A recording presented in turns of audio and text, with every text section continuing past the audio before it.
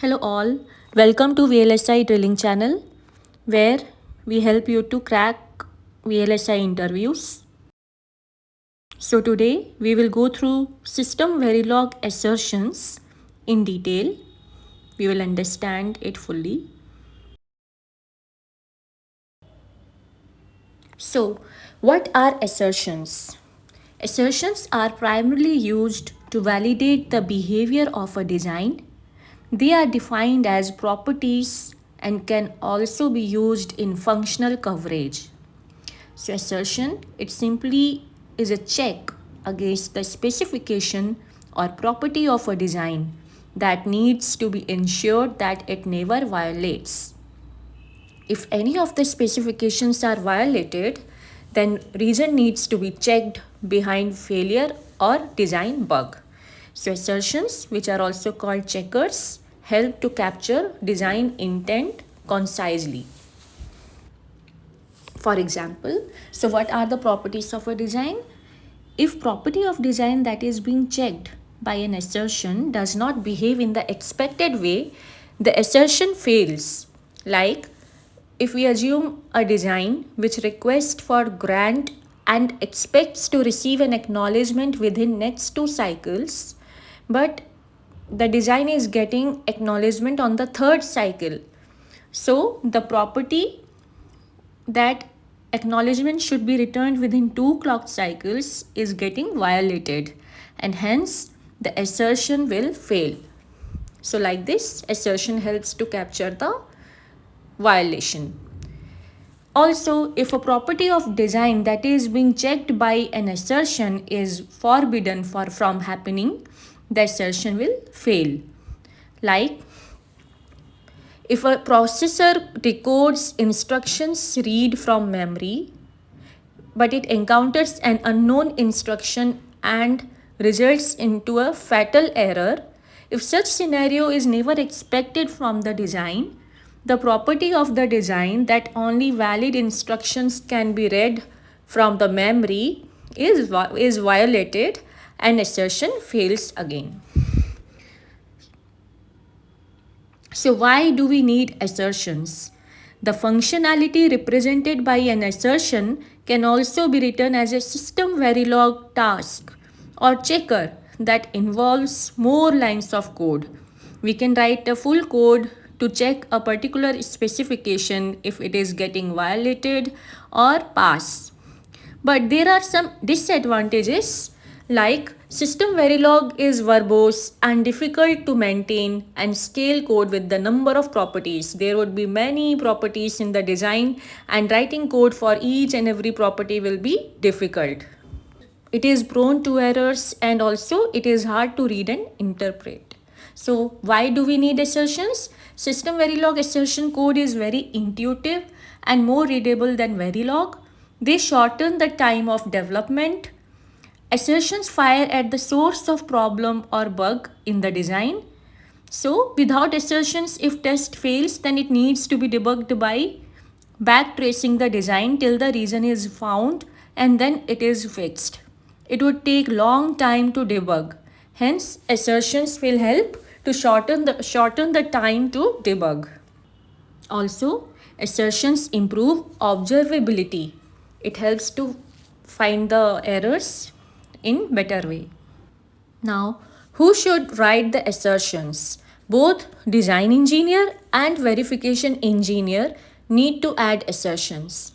Design engineers know micro-architectural level decisions, assumptions that are not visible to DV engineer. So, they should add assertions throughout the RTL design process. Every assumption about design should be an assertion. For example, state machine sequencing, etc. DV engineer does not know microarchitectural logic of design, so they should add assertions to check macro functions and chip level functionality.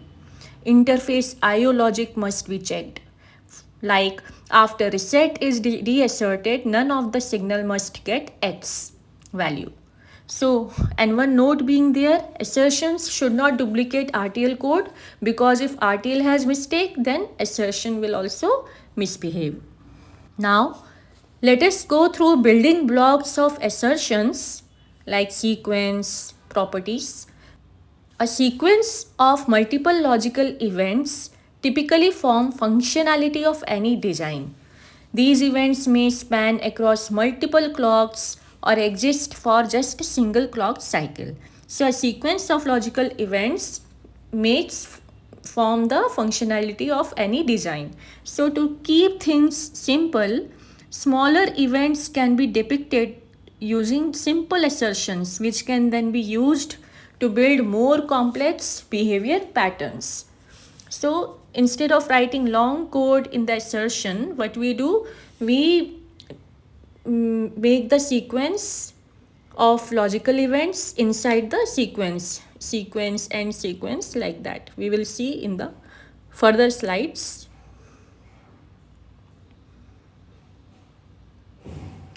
So sequence and name of the sequence, then test expression, whatever sequence of logical events we want to put, we will put there in the test expression, and then end sequence. Then how to assert? We will assert the sequence using this syntax, assert property, name of the sequence. So whatever name we have used above, we will put the name here. So instead of writing that test expression in the 7th line inside bracket, we are keeping it simple, and it's very clear also. The sequence is defined above and we are asserting the property of that sequence.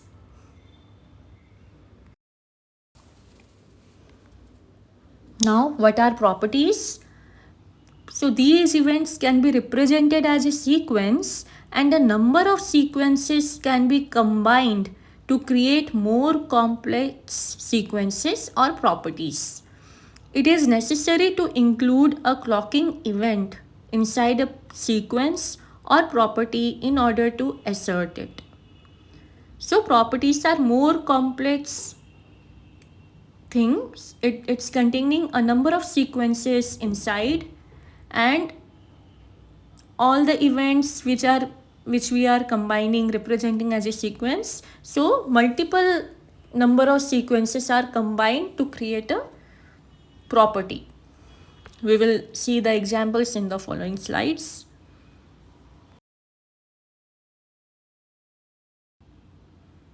This is the syntax for property.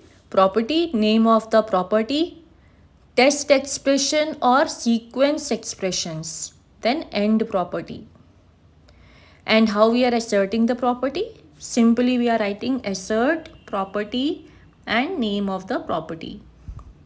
So instead of writing all those sequences or test expressions inside this bracket in the 8th line, we are demarcating or making it separate in the separate thing in the property and end property, and then we are simply calling that property. Now let us see different types of assertions. There are 3 kinds of assertions: immediate assertions, deferred immediate assertions, and concurrent assertions. In most of the place we see only 2 types of assertion, immediate and concurrent. Here we will be going through deferred immediate assertions also in detail.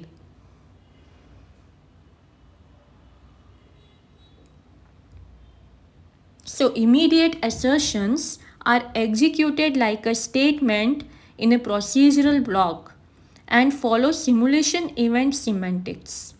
So these are used to verify an immediate property during simulation.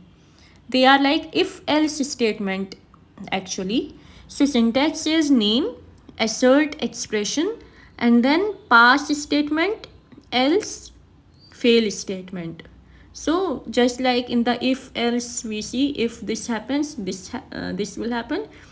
If this condition is true, this will happen, or else if not true, then this will happen, like that. So it is interpreted the same way as an expression in condition of a procedural if statement. If expression evaluates to 0, x or z, then it is interpreted as false and assertion is said to be fail. It can be specified only where a procedural statement is specified, like inside initial or always block. These assertions are executed immediately like statements in a procedural code. Apart from assert, we can assume, bind, or cover the expression. So they check for a condition at the current simulation time. The immediate assertions are checking for a condition at the current simulation time. An immediate assertion is same as if-else statement with assertion control.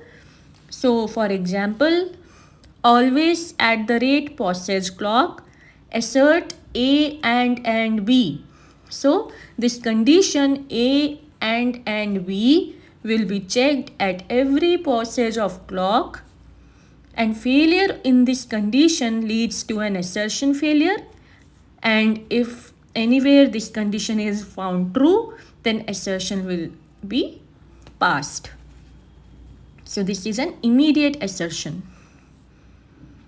And what are the notes on immediate assertions? Entire assert block is ignored by synthesis tool. So don't put any RTL code in the pass or fail action block. If we add any RTL code in the pass or fail action block, synthesis tool will not take it. So it would be of no use. Second, immediate assertion cannot be used in continuous assign statement. It will result into compilation error. For example, if we are writing assign x equal to assert A or B, then this is not a correct syntax. So this immediate assertion should not be used in continuous assign statement. Now let us go through deferred immediate assertions. They are like immediate assertions only, but with some minor difference. Immediate assertion evaluate immediately without waiting for variables in its combinatorial expression to settle down. This means that immediate assertions are very prone to glitches because the combinatorial expression may settle down and may fire multiple times. So, what is deferred assertion doing? It is getting evaluated at the time when assertion statement is processed, but in order to facilitate glitch avoidance, the reporting or action blocks are scheduled at a later point in current time step. So instead of immediately getting evaluated when that statement is called, it is only getting processed, but it is getting evaluated after some later point in the current time step. So deferred immediate assertions are used to suppress false reports that occur due to glitching activity on combinational inputs to assertion. So the syntax is same as immediate assertion, but we are adding #0, or we can add final also. So #0 delays the action that follows it till the end of times 10.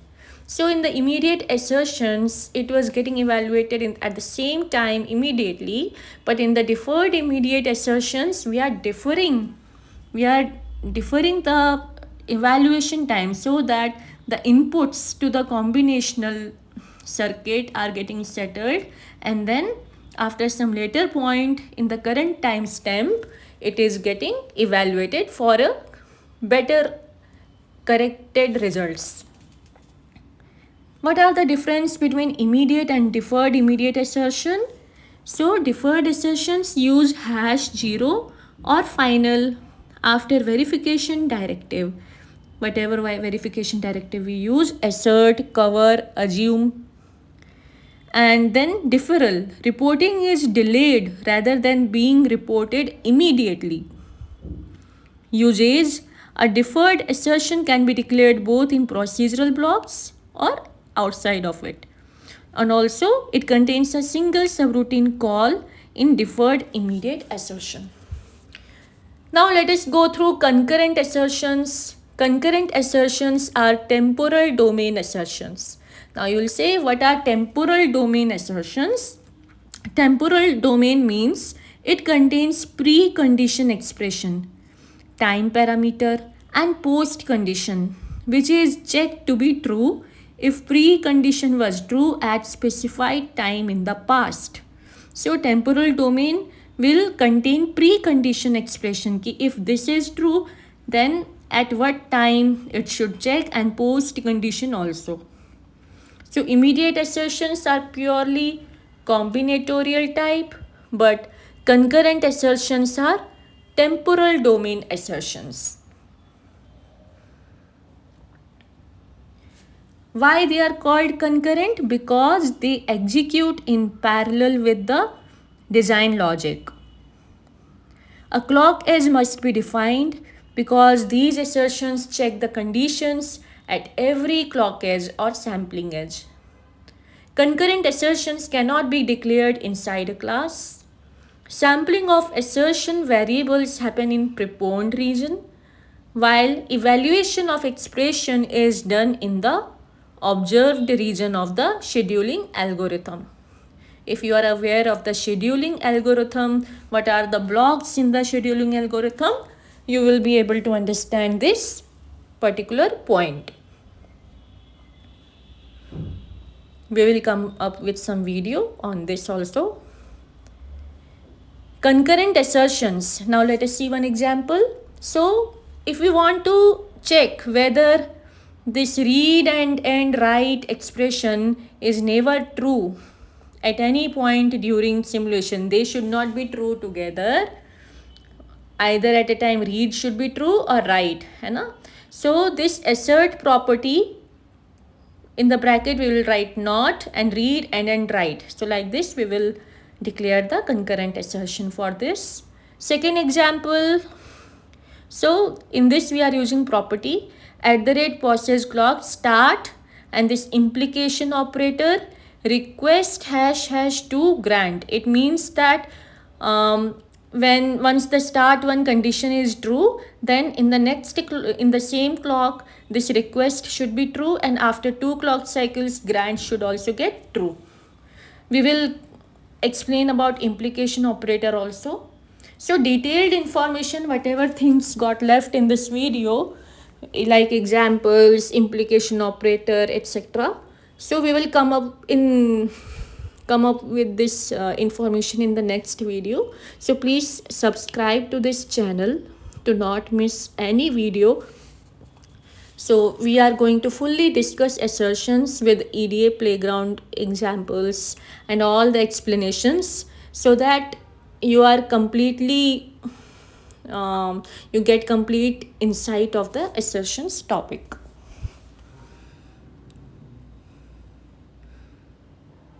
So thanks for watching this video. Don't forget to subscribe this channel.